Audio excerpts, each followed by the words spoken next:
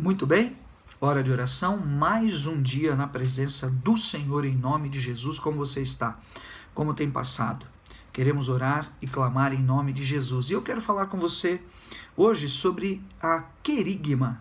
Talvez você já ouviu falar essa palavra, talvez você nunca tenha ouvido, não é muito comum no nosso meio, mas é isso mesmo, a querigma. Eu aprendi assim há muitos e muitos anos, a querigma de Pedro. Atos dos Apóstolos, capítulo 2, versículo 14. Então se levantou Pedro com os 11, erguendo a voz, advertiu-os nestes termos: varões judeus e todos os habitantes de Jerusalém, tomai conhecimento disto e atentai nas minhas palavras. Muito bem.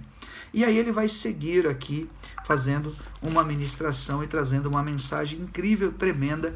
Atos dos Apóstolos, capítulo 2, é a pregação de Pedro, onde 3.000 pessoas, onde aquela multidão que veio, atraída pelo som do cenáculo, vem e se converte ao Senhor, e 3.000 são batizados. E nós vamos falar mais sobre isso nesses dias aqui, orando e apresentando a nossa vida diante do altar do Senhor. Mas a querigma, o que significa? Significa pregação, anúncio.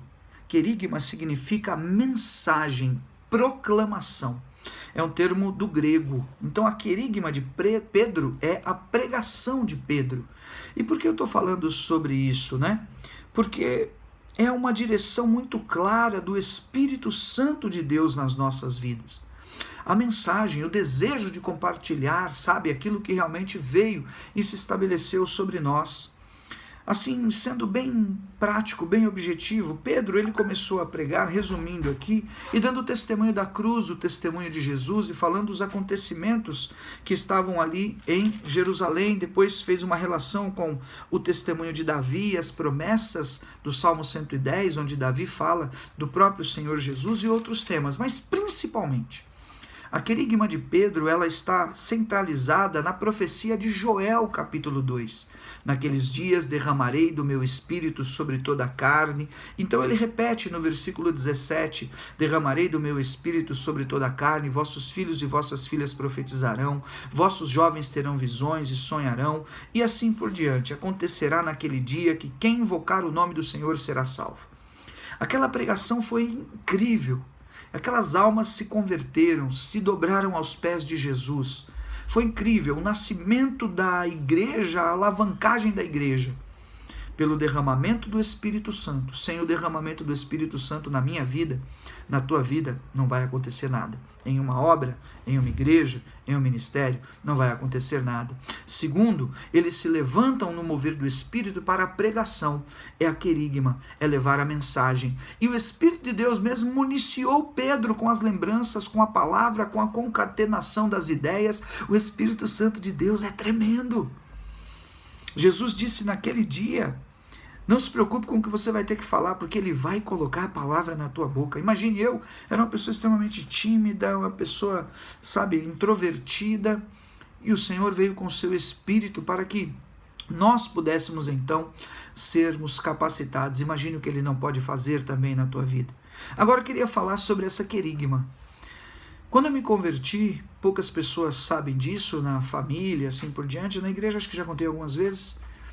Ficou um sentimento muito forte no meu coração depois daquele episódio do batismo do Espírito Santo. Muito forte, eu preciso pregar, eu preciso falar, eu preciso pregar, eu preciso falar, e eu não sabia o que fazer. Eu não era vinculado a nenhuma igreja, eu não tinha nenhum pastor, eu não conhecia ninguém que era crente, mal e mal eu fui na igreja convidado por alguns amigos, e aquilo tudo estava acontecendo na minha vida, E veio aquele desejo no meu coração: preciso falar, preciso pregar, preciso falar, preciso pregar. Acordei cedo, às 6 da manhã, naqueles dias, naquela semana, a semana inteira. Peguei a Bíblia, uma Bíblia que a minha mãe tinha na estante, inclusive, acho que era até uma Bíblia católica, se não me engano. Peguei aquela Bíblia e falei: vou lá para a praça da cidade, a praça aqui de Taboão da Serra, na época, E aí vou pregar. Olha só a ideia que eu tive. Então eu te pergunto, da onde veio essa ideia? Eu nunca fui evangélico, crente ou tinha lido a Bíblia ou aplicado a minha vida a um nível espiritual de compromisso, senão, se bem que eu já tinha sido da Igreja Católica, tinha sido do Espiritismo e tinha tido algumas outras experiências com seitas orientais, como o budismo e tudo mais, sabe? Acho que fui em alguma reunião de Seishonoye, sei lá, mas nunca tinha tido. Mas com o batismo do Espírito Santo, cheio do Espírito Santo. E aqueles dias eu me lembro como hoje, sendo levado a um jejum que eu não tinha dito, vou jejuar, nem sabia o que era jejum, falar a verdade. Mas aquele sentimento do Espírito de Deus estava dentro de mim, pregar. Peguei a minha Bíblia e fui, às 6:30 da manhã, cheguei naquela praça, abri a Bíblia lá em cima assim, abria a Bíblia e ficava lá folheando a Bíblia, achava um salmo, começava a ler, não sabia o que pregar, não sabia o que falar, nada. Simplesmente ficava lendo em voz alta, andando para lá e para cá. 6:30 da manhã não tinha ninguém, tinha pouca gente, daqui a pouco passava mais gente, ficava meio com vergonha, meio cabreiro assim, mas aí eu continuava a ler o salmo, falava alguma coisa, ler o salmo, falava alguma coisa. No outro dia, aí saía 7:30, ia trabalhar. Aí voltava no outro dia, de novo, abria e ia lendo. Aí depois voltava no outro dia, abria e ia lendo. Aí fui me empolgando com aquilo, subi em cima do meio fio, olhei, subi em cima do banco, subi em cima... Sabe assim? E ali pregando e falando com a palavra. O que é isso? Isso não nasceu em mim, você está entendendo? Não é que não nasceu em mim, isso não é uma manifestação da minha natureza. Eu nunca fiz aquilo, não imaginei aquilo, não planejei aquilo. E na minha razão natural, eu jamais faria aquilo. Então, a pregação é uma das principais, se não uma das grandezas, ou a principal manifestação daquele que está cheio do Espírito Santo. Ele vai ser guiado para a palavra, para levar a palavra, para declarar a mensagem. Sabe? É algo tremendo que aconteceu e eu me alegro muito por ter passado por aquela experiência e ter sido assim como uma criança nas mãos do Senhor, sido guiado e levado para aquela pregação, que é uma querigma, que é um anúncio, que é uma mensagem. E daí em diante, eu não parei nunca mais. Então aqui, eu quero fazer um alerta. Eu sei que aqui nesse Atos 2, no querigma de Pedro, é um estudo tremendo. Eu aconselho você a ler Atos 2, de 14 até 47, poucos versículos aí, uma página. Você vai aprender muito. Se tiver alguma dúvida, pode escrever nos comentários aqui, eu posso tentar te ajudar. Mas eu quero focar isso, eu não parei mais. Agora, talvez você tenha parado. Talvez você se decepcionou com os homens, talvez você deixou de dar o teu testemunho, talvez você não quer saber mais de pregação, talvez você fique esperando religiosamente cair do céu uma oportunidade, ou alguém te convidar, ou o pastor te chamar, ou o bispo falar. Não. Prontifique-se, disponibilize-se. Pegue o teu telefone, mande mensagem, chame as pessoas, compartilhe versículos. Vá para o Facebook, chame pelo WhatsApp, em nome de Jesus. Sabe qual é a grande vantagem de um pregador sobre as pessoas normais da igreja, comuns da igreja? Sabe qual é a grande vantagem? Ninguém é diferente de ninguém, ninguém é melhor do que ninguém. Eu sou um adepto, assim, muito grande disso, sabe? Mas sabe qual é a única vantagem? A vantagem é que o pregador, ele está pregando, ele está falando, e todas as outras pessoas, ou a grande maioria 99% das pessoas, não estão pregando. E quando você está pregando, você está no dinamismo do Espírito, você está se enchendo do Espírito, Deus está falando com você, você está vendo Deus colocando palavras na tua boca, você tem que se preparar, você tem que estudar, essa é a vantagem. E quem está friccionando a palavra, quem está mencionando Deus, e quem está trazendo revelações, e quem está falando e pregando, sabe o que acontece? Está se renovando, está se fortalecendo. Então, cria a sua querigma, cria a sua pregação.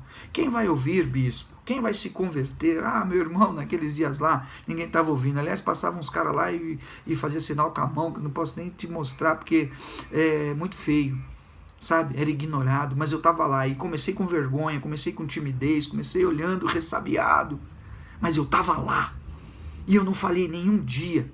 Eu estava lá aquela semana inteira, todo dia aquilo ardia no meu coração. E que esse arder, essa ardência do Espírito de Deus possa te levantar, um pastor, um homem de Deus, uma mulher de Deus, cheio do Espírito Santo. Porque tem vidas para serem alcançadas, almas para serem ganhas, pessoas que precisam ouvir o teu testemunho, a tua história de vida, a tua superação, o teu milagre. E com esses poucos minutos aqui, pequena história minha, em paralelo, sem nenhuma comparação, claro, com esse texto e a querigma de Pedro, em nome de Jesus, seja feita a grandeza da obra de Deus. Digo sem comparação porque sabemos que Pedro é o arrimo da igreja, a grandeza da obra que Deus realiza ali. Mas a verdade é que Deus continua levantando homens e mulheres de Deus, que abrem o seu coração e que podem ser guiados pelo Espírito Santo. E que você não resista mais ao Espírito Santo de Deus. Deixe ele fluir, levantar você, ou te tomar de novo para uma nova fase, em nome de Jesus. Pai de amor, eu abençoo cada servo, cada serva sua, cada serva tua, em nome de Jesus. Senhor, livra de toda e qualquer religiosidade, ou limitação, ou decepção com os homens, ou mentiras da carne, Senhor, ou obras do pecado, Senhor, ou dos enganos de Satanás. Caiam por terra, não possam mais prevalecer ou estar presentes na vida de nenhum deles, Pai. Livra, abençoa, põe, Senhor, em liberdade os cativos e os oprimidos. A seara é grande, mas poucos são os trabalhadores, meu Deus. Dá-nos trabalhadores para a seara. Pessoas têm fugido do chamado, pessoas têm fugido do altar, pessoas têm fugido das ruas, do evangelismo, de serem missionários, pregadores, pastores, homens e mulheres de Deus. Pessoas que têm negado, Senhor, estender a mão com uma palavra, com uma mensagem. Pessoas que endureceram o coração. Espírito Santo, não é possível, eu creio, há um milagre, há um propósito teu. Eu me humilho nas tuas mãos em nome de Jesus. O Senhor buscou Jonas lá no ventre do grande peixe. O Senhor deu força a Sansão quando não tinha mais visão, estava cego. Dá força. Alcança onde está perdido. O Senhor tirou Elias da caverna, meu Deus. Esse irmão, essa irmã tem um chamado, tem um ministério, tem uma obra na vida deles, em nome de Jesus, em nome de Jesus. Pedro, quem era? Pescador no mar da Galiléia, mas o Senhor o chamou, transformou a vida dele, ele andou contigo e o Senhor fez esta obra. Nós estamos andando contigo, meu Pai.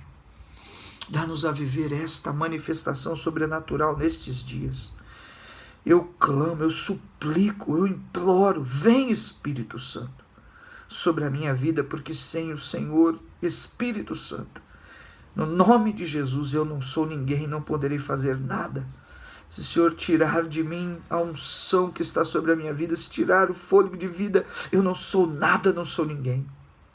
Mas com o Senhor na minha vida, com o teu Espírito Santo habitando na minha vida, com o Senhor, a tua unção sobre a minha vida, ainda que existam imperfeições em mim, ainda que existam deformações em mim, ainda que existam, Senhor, lutas, Pai de amor, eu creio, o impossível se torna possível. E do natural o Senhor faz o sobrenatural. Dá graça, usa a minha vida, alcança almas e vidas, Senhor. Com esta mensagem, eu abençoo e clamo, intercedo por cada um que tem alguma fraqueza, enfermidade ou maledicência, ou está assolado por demônios. Seja amarrado e repreendido este mal, quebrado agora. E o nome do Senhor seja glorificado, em nome de Jesus. Amém. Amém. Receba. Fique com Deus. É tremendo o que nós vivemos e aquilo que cremos que Deus ainda está por realizar em nome de Jesus. Amém? Amanhã tem mais. Fica com Deus. Deus abençoe.